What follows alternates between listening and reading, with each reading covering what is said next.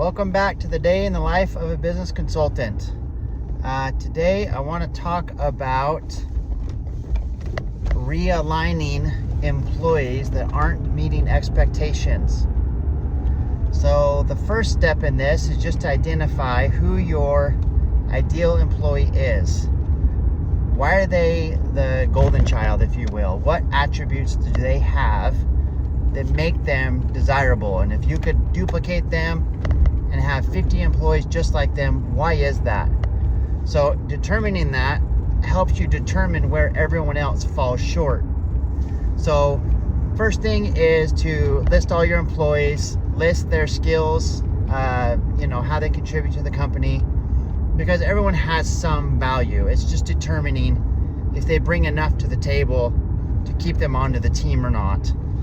Maybe they're in the wrong seat on the bus. Maybe they're just not even supposed to be on the bus, whatever it is.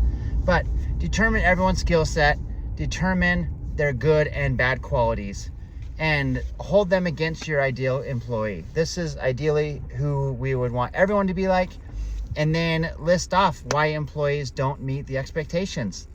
And then sit down with each of them and just explain, hey, this is the expectation, here's your job responsibilities that you should be doing, and here's why you're falling short. Just make it very clear in black and white on a printed paper. Here's the job title, here's the expectations, here's where you're falling short. And put together an improvement plan with them. These 3 areas we want you to improve.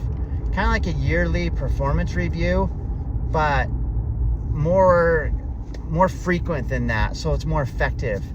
Maybe say, hey, we're gonna meet, once a month for the next 3 months to make sure you're still on track. Or every day, you're just gonna walk past them and say, hey, how's it going? Did you show up on time, or whatever it is.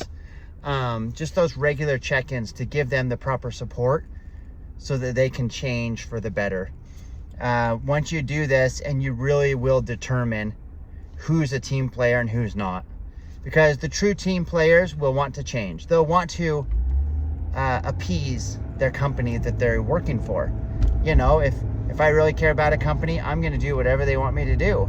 I'll learn a process or a skill set that is valuable to them.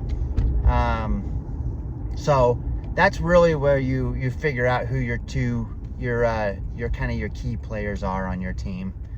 And so this is where kind of your key critical areas that you're going to start changing are. It starts with the employees. And then you'll determine who's going to be able to tackle what problem based on their commitment level, based on their willingness to change, and how dedicated they are to this transformational process. So I hope this helps. So good luck, and I'll talk to you on the next one.